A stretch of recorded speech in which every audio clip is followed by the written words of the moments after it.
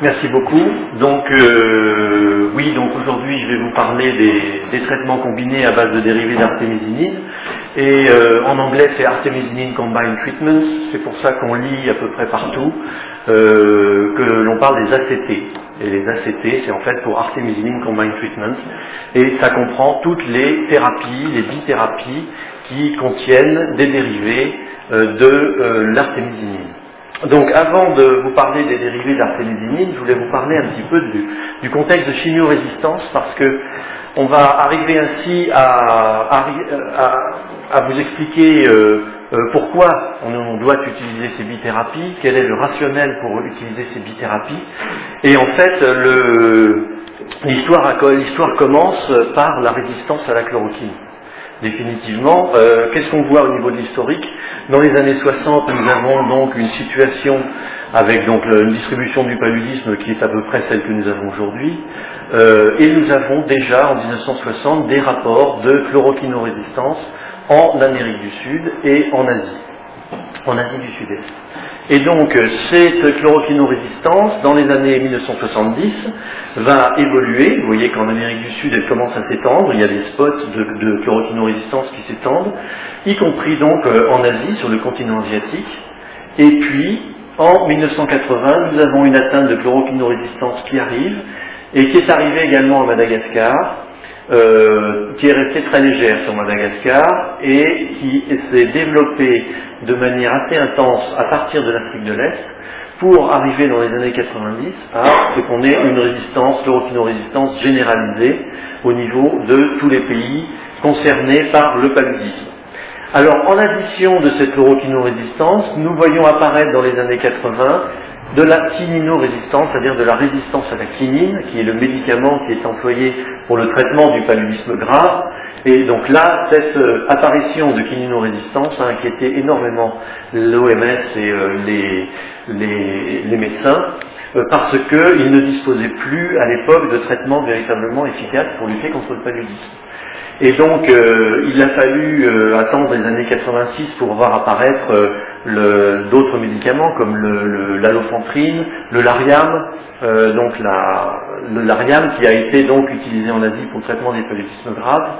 Et puis donc nous avons actuellement, dans les années 2000, un contexte à peu près comme celui-ci, avec des multirésistances qui sont causées par l'apparition de nouveaux médicaments, la distribution de nouveaux antipaludiques, contre lequel le parasite va réagir très rapidement, et ce qui crée en fait une désorganisation totale dans les décisions qui doivent être prises pour contrôler le paludisme dans toutes les régions concernées. Donc pour bien comprendre la problématique de la chloroquinorésistance, il faut partir de ce schéma. Ce schéma représente ici donc le nombre de parasites totaux que l'on pourrait trouver dans la circulation sanguine. Et ici, cette ligne représente la limite de détection des diagnostics dont on dispose actuellement.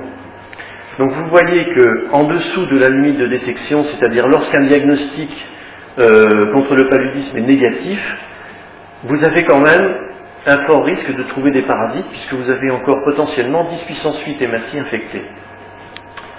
Donc cette problématique de diagnostic explique en partie la résistance, parce que imaginez donc un traitement efficace. Là en bleu je représente un traitement efficace, par exemple une souche chloroquinosensible traitée à la chloroquine.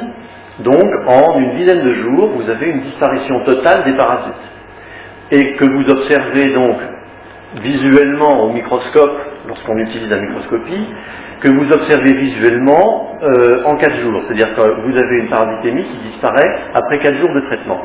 Mais potentiellement, elle disparaît uniquement au bout de 10 jours de la circulation sanguine, donc du corps. Ce qui fait que lorsque vous êtes en dessous de votre seuil de détection, que vous ne voyez plus du tout de parasites, c'est là que tout se passe. C'est que vous risquez d'avoir des souches de parasites qui vont être quasiment traitées, et puis le traitement terminé, eh bien, vous avez des clones parasitaires, vous avez quelques parasites qui vont émerger, qui vont devenir résistants, et puis qui vont monter petit à petit, puis passer la limite de détection parasitologique, et à ce moment-là, vous pourrez retrouver des parasites et des symptômes après plusieurs dizaines de jours.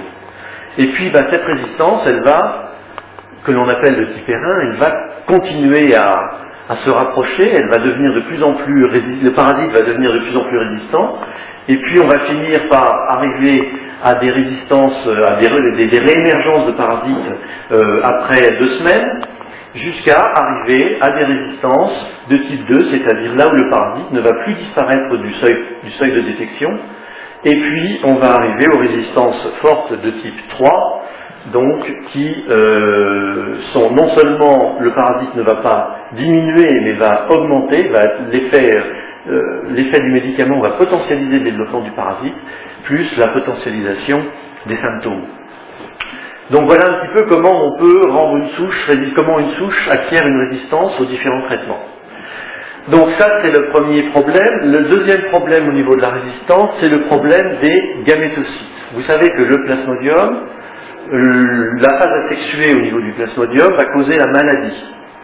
Et puis lorsque cette maladie est très importante ou que l'individu va mourir, ou alors que le parasite est traité par un médicament qui n'est pas très efficace, et bien à ce moment-là vous avez des gamétocytes qui vont se développer et qui vont rester dans la circulation et qui vont échapper totalement à l'efficacité thérapeutique, à l'effet thérapeutique, et qui sont responsables, ces gamétocytes, de la transmission de la résistance. Et cette transmission de résistance, elle est expliquée ici par le schéma de la perte d'efficacité de la méfloquine dans une région donnée, qui a été étudiée dans les années 90. Donc vous avez ici le pourcentage de traitement efficace, et puis vous avez ici les différentes années dans lesquelles l'étude a été conduite, et vous avez sur cette barre-là le nombre de gamétocytes mesurés de manière hebdomadaire chez les patients, les individus traités. Qu'est-ce que vous voyez? Vous voyez donc un médicament efficace au départ, en 1990, il venait d'être introduit, 95% d'efficacité, donc 95% des sujets traités. Et qu'est-ce que vous voyez? Vous voyez déjà en 91, dans la période de juillet à décembre, l'efficacité descend à 80% de sujets traités. Et puis en 92, elle va descendre à 70%. Et en 93, vous atteignez 62% de sujets traités. Donc vous avez un échec thérapeutique d'à peu près 35%. Mais cet échec thérapeutique ne se traduit pas simplement par une recrudescence des fièvres, mais il se traduit par une augmentation du nombre de porteurs de gamétocytes. Et plus vous avez de résistance, plus ces gamétocytes sont porteurs de gènes de résistance du parasite. D'où l'importance de s'intéresser, lors des futurs traitements antipaludiques, de s'intéresser à l'effet gamétocytocide de ces traitements. Là, c'est un autre exemple pour vous montrer quel est l'effet des différents médicaments sur la production de gamétocytes. Et vous voyez que même lorsque le médicament est efficace, en rouge, donc ici la chloroquine, ici la quinine, ici la méfloquine et l'analofentrine et les dérivés de l'artémisinine, donc lorsque le médicament est efficace, vous avez quand même une production de gamétocytes, mais cette production est largement augmentée lorsque le médicament n'est pas efficace.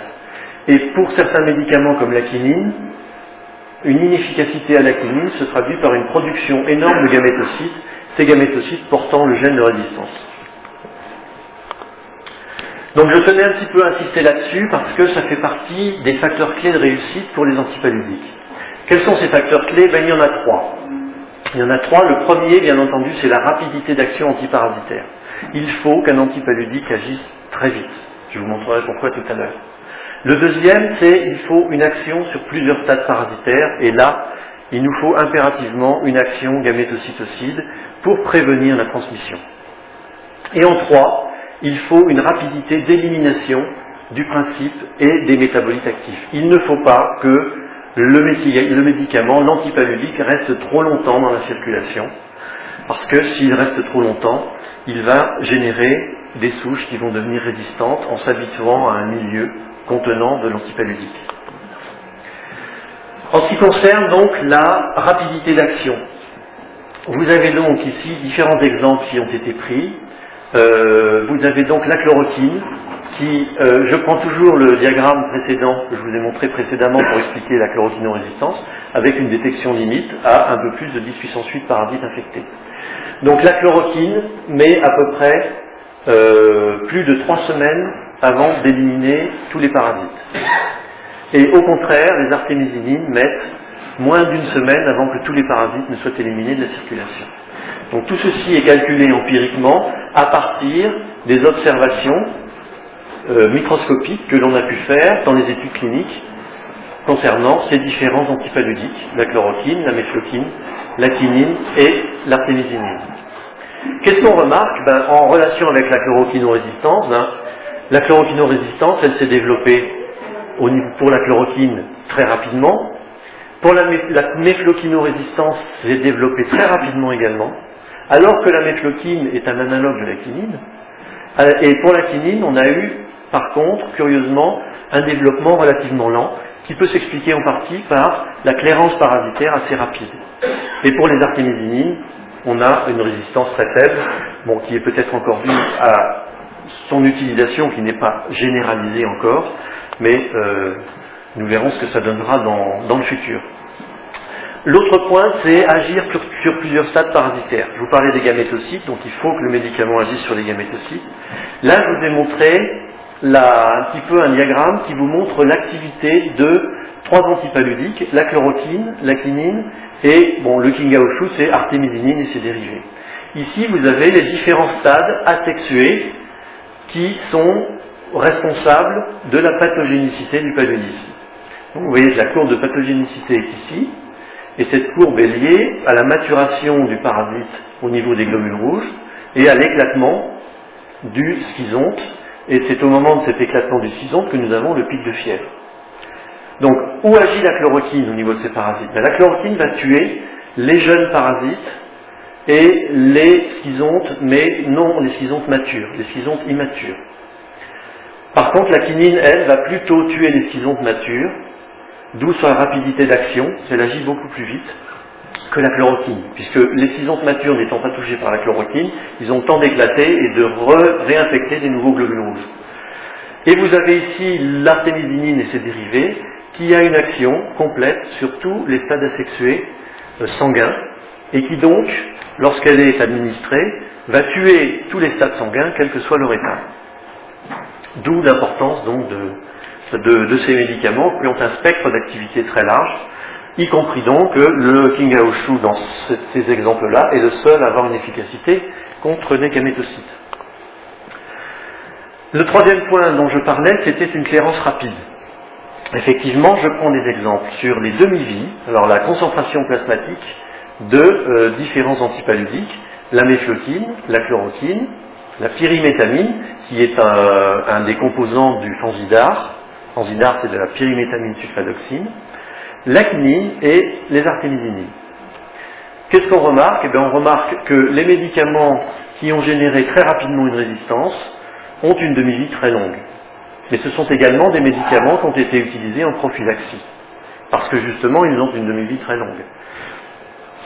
Donc, la demi-vie, c'est très bien parce qu'on peut avoir une action prolongée, mais ça peut être aussi néfaste parce qu'on peut développer des résistances.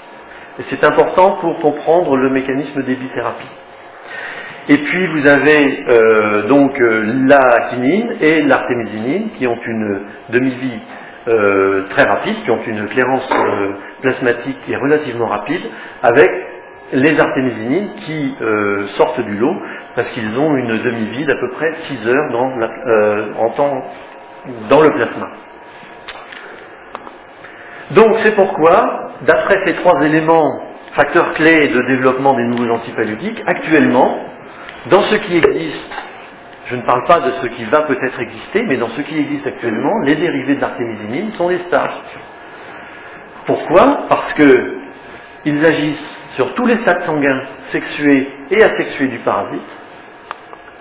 Deuxièmement, ils agissent très rapidement, c'est un petit peu comme une grenade que l'on mettrait chez l'ennemi. On balance une grenade chez l'ennemi et on explose en fait toute la structure de l'organisation chez l'ennemi.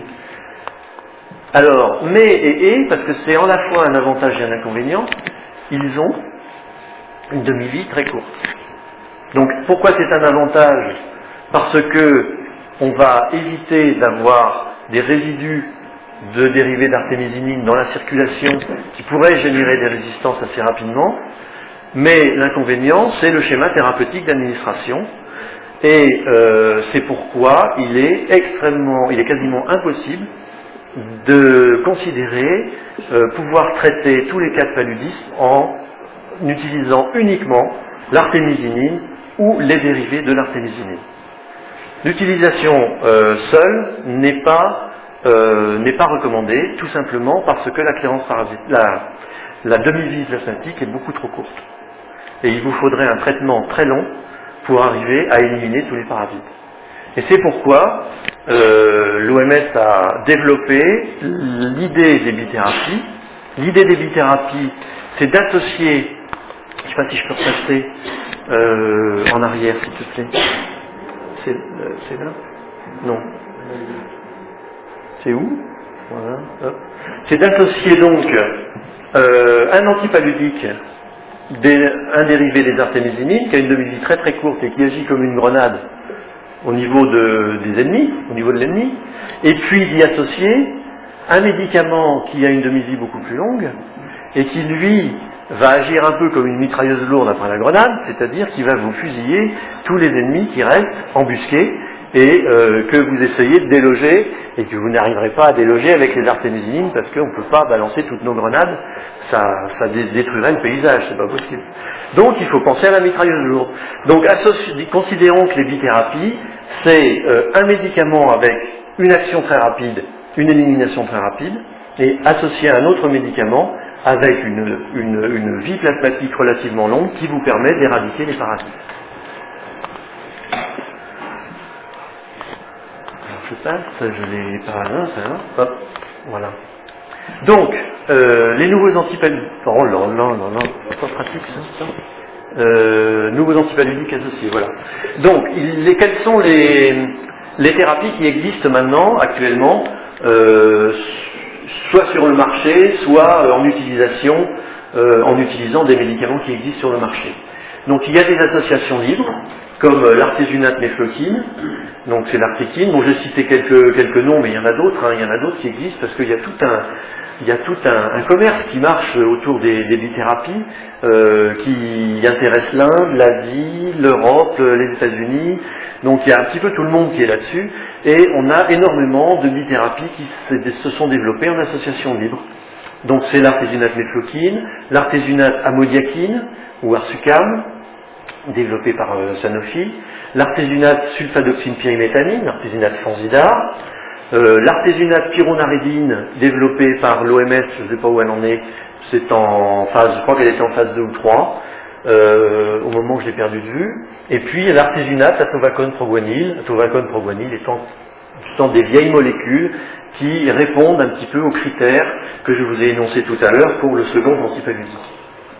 Et puis les associations libres, qu'est-ce qu'elles ont? Elles ont un petit problème, c'est qu'elles ne sont pas très faciles d'administration, et ces bithérapies séparées entraînent souvent des problèmes d'observance, et il n'est pas très facile de faire respecter les schémas thérapeutiques.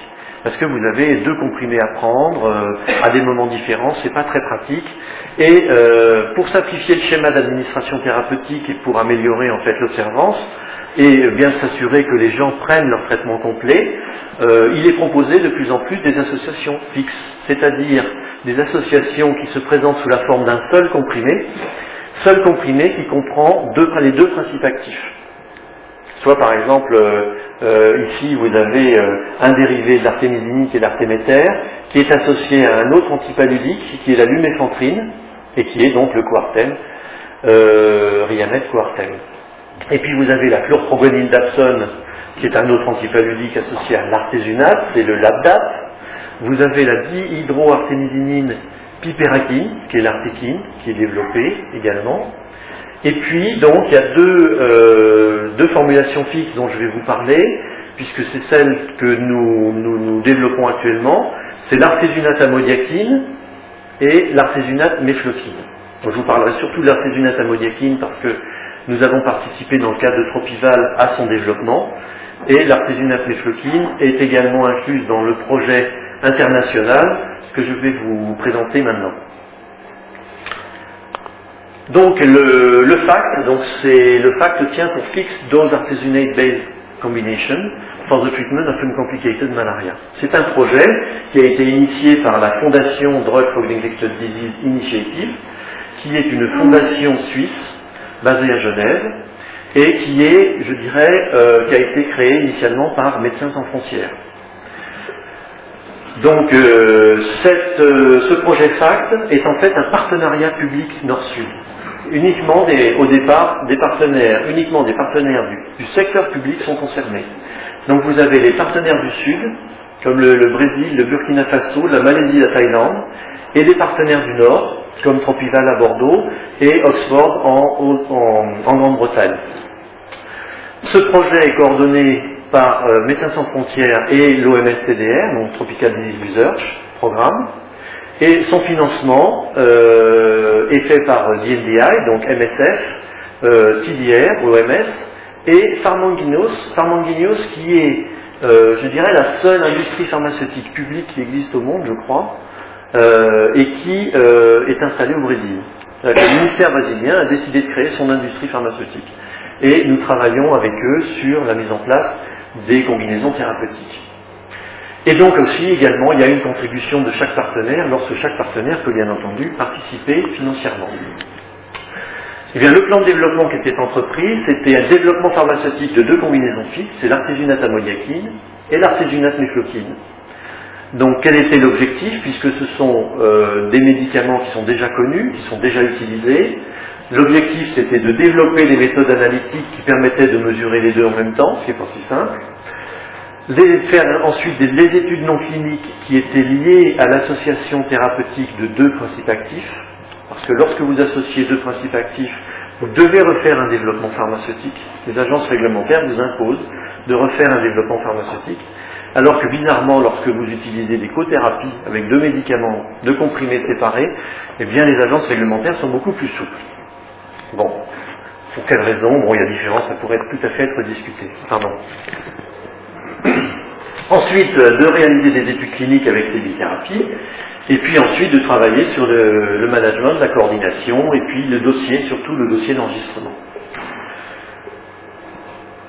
Donc, les interactions, je vous présente ici les différentes interactions, donc avec un projet coordonné au niveau de DNDi, et avec MSF et l'OMS, pour guider les différentes phases de développement concernant les deux médicaments. Alors, à Bordeaux, on s'est surtout concentré sur le développement pharmaceutique de l'artésunate amodiaquine, et le Brésil s'est concentré sur la mise au point de l'artésunate mefloquine, et s'est occupé également de toute la tox animale. Ensuite, l'université de Malaisie, Sains Malaysia, s'occupait de transfert et de l'analyse également de toutes les méthodes analytiques et de la pharmacocinétique humaine chez l'animal, ainsi que de la phase 1, reliée à ces deux antipaludiques, à ces deux bithérapies.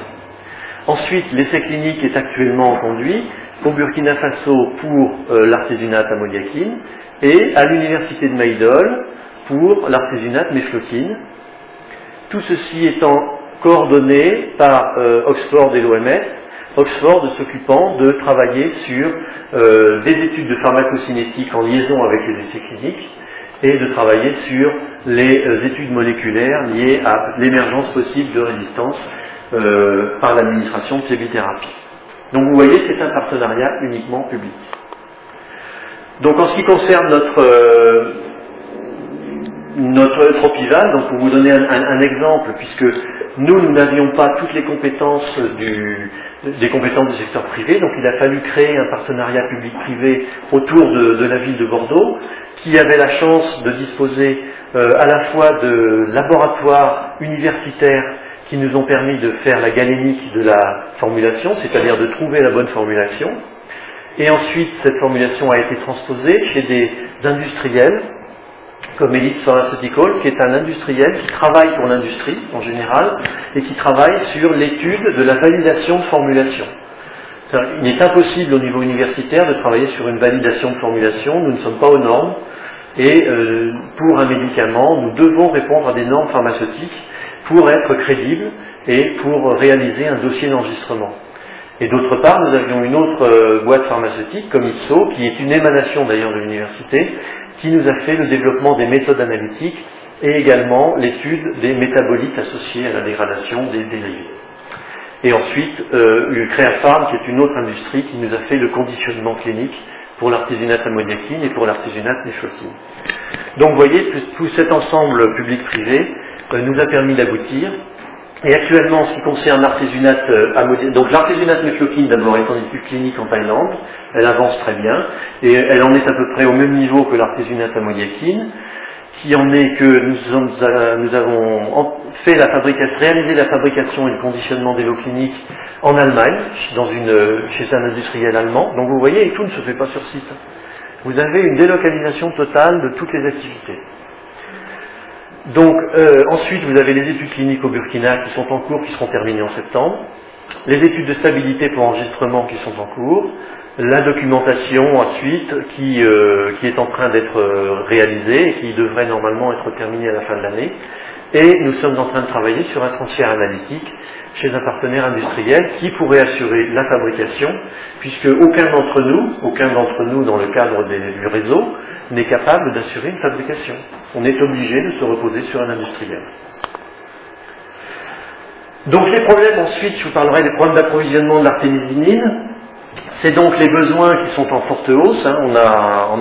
L'OMS a lancé cette initiative sur les bithérapies, donc en disant ben voilà, les bithérapies marchent, il va falloir les introduire dans les différents pays. Et puis donc le résultat c'est qu'on a augmenté les besoins en production d'artémisinine et de ses dérivés, donc il faut trouver des solutions. Il faut multiplier les sites de production, d'abord les sites de culture de la plante, et multiplier les sites de production. Ensuite, il faut disposer de produits de qualité pharmaceutique dans tous les pays, généralement fabriqués par différents partenaires, parce que tous les partenaires industriels vont être concernés, et il y en a pas mal.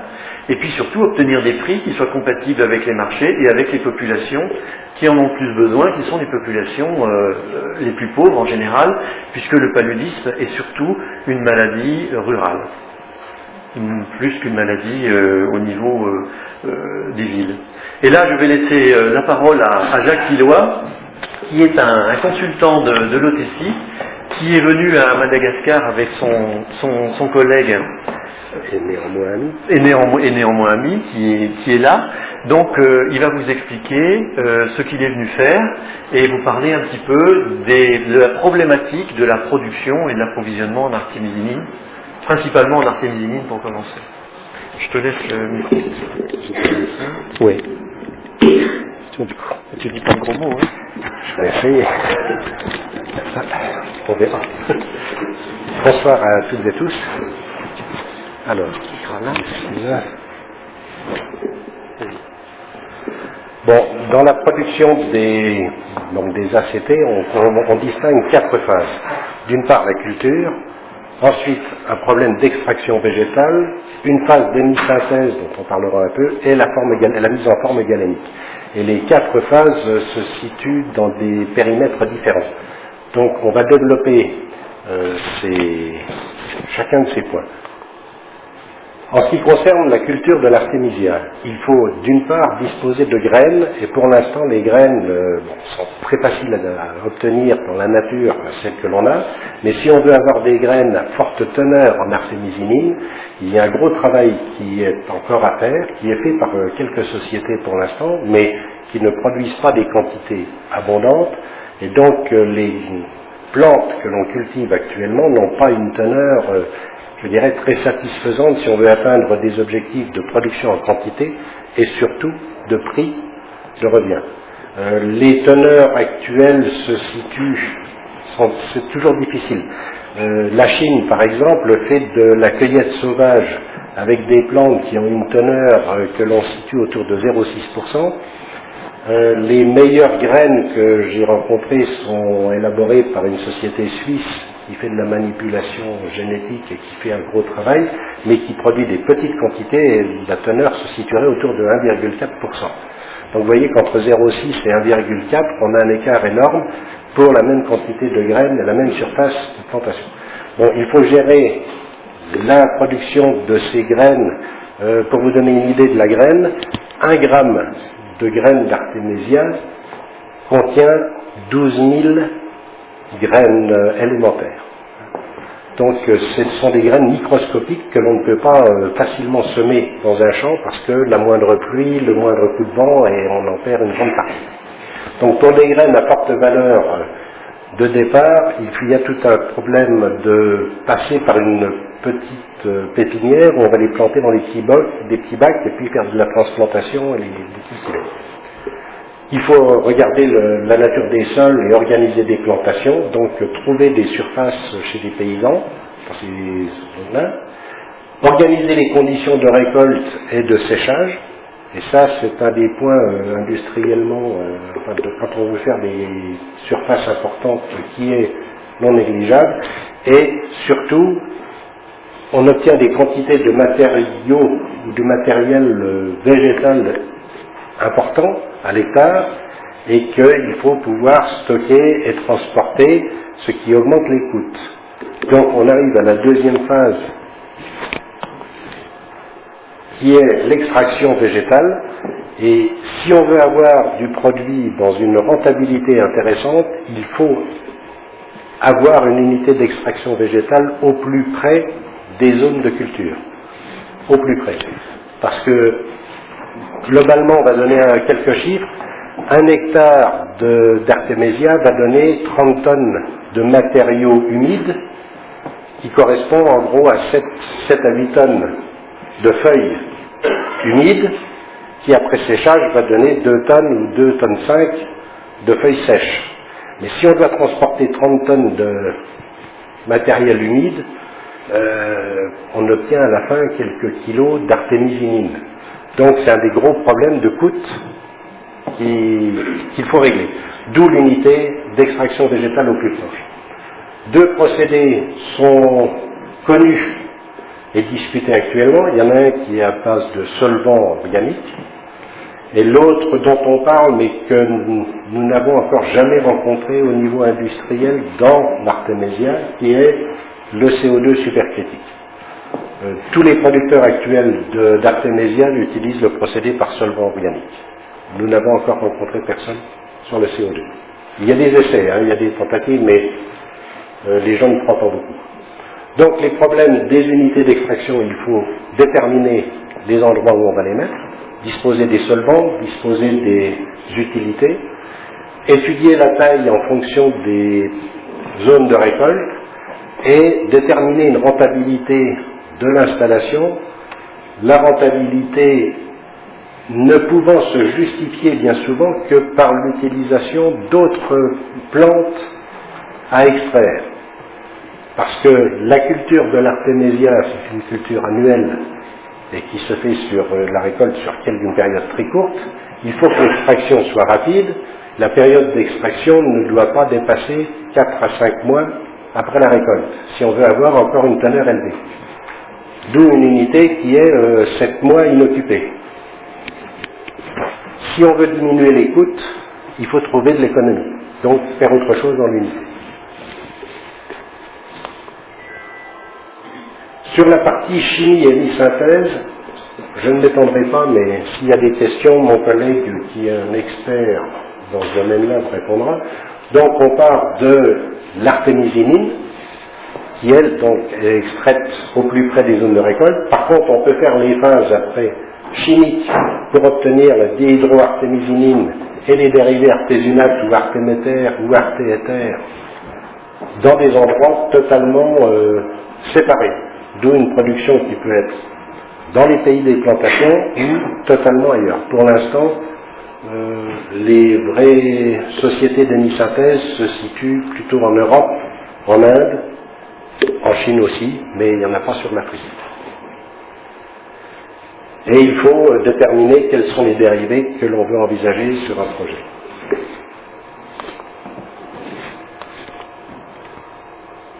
En ce qui concerne la production pharmaceutique, nous étudions actuellement dans les pays que nous visitons, voir les sociétés, les laboratoires pharmaceutiques qui font déjà de la galénique sur des dérivés ou sur des produits antipaludéens ou sur des dérivés déjà de l'artémisinine, pour voir le niveau de qualité aussi, et voir comment on peut les aider, et voir quelles possibilités d'évolution éventuellement sur des dosages fixes à terme sont envisageables ou pas.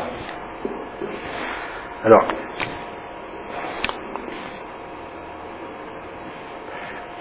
si on veut reparler un peu des besoins, les questions qui y sont à se poser, mais je pense que tu reviendras sur le sujet.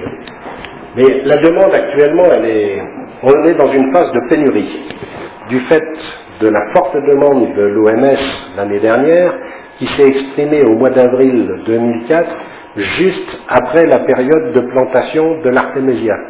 Donc les gens avaient planté en fonction de besoins connus. Tout d'un coup, la demande a explosé, carrément. L'OMS a dit c'est le traitement de référence, il faut foncer, et il n'y avait pas de plantation. Donc depuis 2004, on court après de l'artémisia. La vraie question, c'est tout le monde dit il en faut, mais est-ce que la demande est réelle ou elle est surestimée? Et c'est un des points actuels qui inquiète les producteurs potentiels d'artémisia, en se disant, on nous parle de 300 millions de traitements, c'est irréaliste. Est-ce qu'on se situera plutôt autour de 150 millions? Est-ce qu'on doit planter pour traiter 150 millions de cas, ou qu'est-ce qui se passe?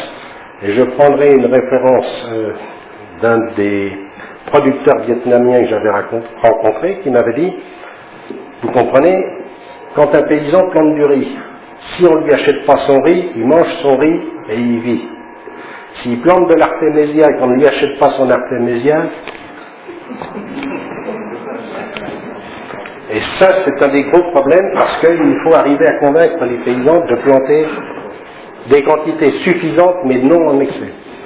Quel sera l'impact des prix sur les besoins? Actuellement, les traitements ACT coûtent cher, on n'en mettra peut-être pas beaucoup. Si les prix globaux diminuent, il y aura effectivement plus de demandes.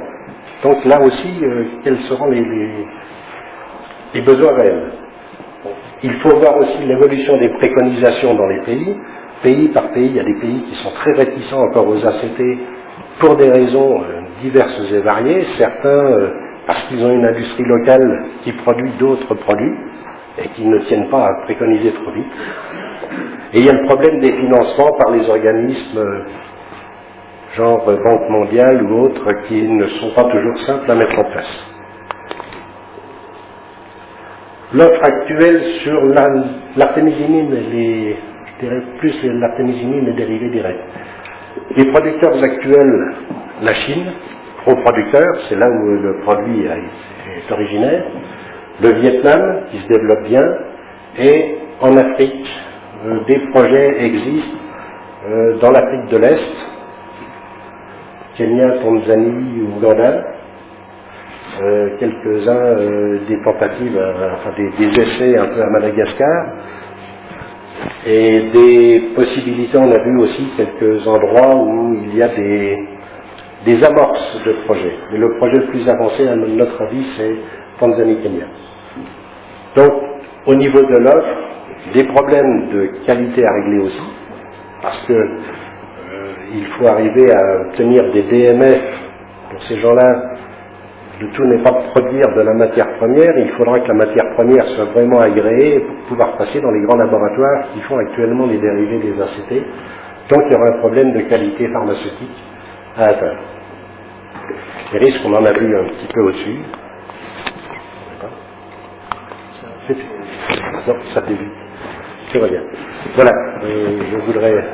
je voudrais juste ajouter sur le rôle de l'OTCI. Donc l'OTCI, nous sommes deux représentants ici, nous faisons partie d'une association de seniors experts, ça veut dire que nous sommes des retraités actifs, bénévoles, et que nous avons été associés à un projet qui a été déclenché par AEDES voulant dire Association Européenne de Développement de la Santé, qui est une émanation de MSF Belgique et France,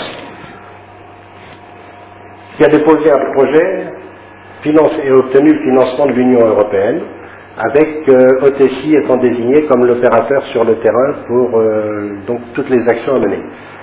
Notre rôle consiste à faire l'inventaire complet de tous les projets actuels sur l'artémisia et les productions d'artémisinine, donc nous nous promenons beaucoup, de sélectionner les projets les plus, je dirais, les plus immédiats, ceux qui donneront le plus vite et qui sont les plus intéressants, avec un objectif donc d'aider les gens, dans la mesure de nos possibilités, à produire le plus rapidement possible, donc pour avoir des quantités sur le marché en artémisia et en artémisinine le plus rapidement possible, en diminuant le coût dans toute la mesure du possible.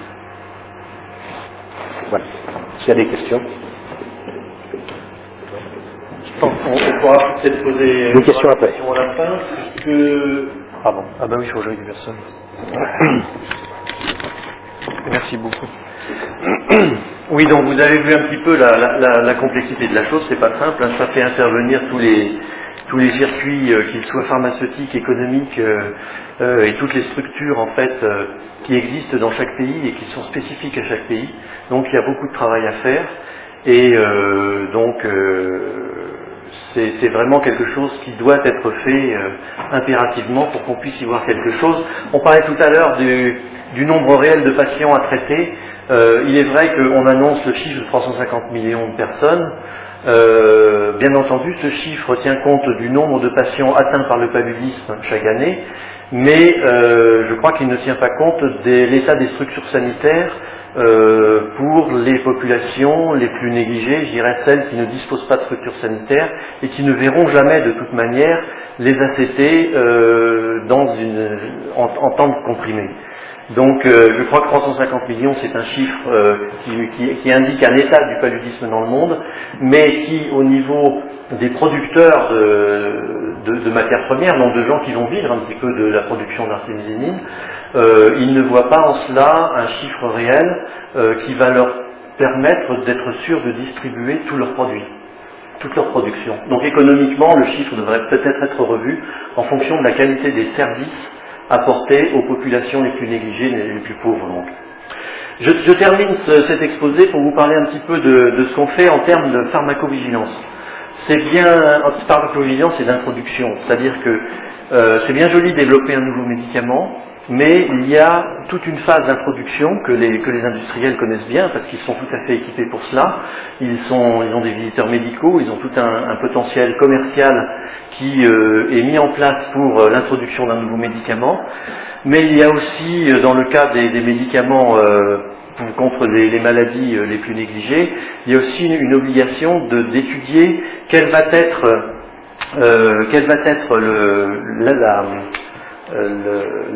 la réaction des patients face à un nouvel antipaludique. Ça, on ne connaît pas trop. On ne sait pas du tout comment ils vont réagir lorsqu'on va leur mettre en place ces ACT, par exemple, et est-ce qu'ils vont véritablement suivre le traitement, est-ce que ça va leur plaire, est-ce qu'il va y avoir une approche favorable à la prise des ACT, au remplacement de thérapies existantes par des ACT. Donc ça, c'est un travail que l'on met en place au niveau scientifique. C'est un projet qu'on a soumis au Malaria Multi-Initiative for Malaria, qui est un réseau qui finance des projets pour lutter contre le paludisme, qui est déjà une étude comparative de l'observance des ACT formulation libre versus fixe, qui se fera à la fois au Cameroun et à Madagascar. Donc ça nous permet d'aborder un petit peu la problématique de prise en charge thérapeutique et de s'assurer de la meilleure façon d'aborder un traitement complet, une prise d'un traitement complet. Et puis en deuxième, il y a des étudiants que nous avons mis actuellement à travailler au Cameroun sur la perception des ACT par les agents de santé et la population, à la fois en zone urbaine et en zone rurale, avec pour objectif d'essayer d'identifier des modalités d'introduction auprès des agents de santé, mais également auprès de la population. Et puis enfin, il y a bien entendu toute la problématique de la prise en charge et du suivi thérapeutique. On en parlait tout à l'heure, Luciano, c'est la grosse question, c'est fini, non? La grosse question, c'est de travailler, doit-on travailler impérativement sur l'amélioration de la prise en charge domiciliaire ou doit-on absolument insister sur la prise en charge au dispensaire? Donc ça, c'est toute la problématique d'association du diagnostic biologique rapide avec des traitements antipaludiques. Et la question posée, c'est le diagnostic rapide associé aux ACT coûtera-t-il plus cher que le traitement présomptif, donc donné au niveau domiciliaire par les ACT? Et ça, c'est un projet qui doit se développer avec l'OMS-TDR et puis avec les pays concernés, bien entendu. Je crois qu'on n'a pas encore de réponse à ces questions. Il y a des tentatives qui sont faites. Bon, il y a la tentative de traitement domiciliaire qui est réalisée actuellement à Madagascar, qui doit être bien entendu évaluée. Il y a toute une évaluation à faire. Et puis, il y a aussi toute une évaluation économique qui commence à être faite uniquement au niveau mondial sur véritablement le coût du diagnostic associé au traitement. Et la question, c'est véritablement, si on associe un diagnostic avec un traitement, et donc si on traite uniquement les fièvres associées à un paludisme confirmé, est-ce qu'on réduit suffisamment les coûts d'utilisation des antipaludiques pour justifier le diagnostic? Donc ça, c'est véritablement économique.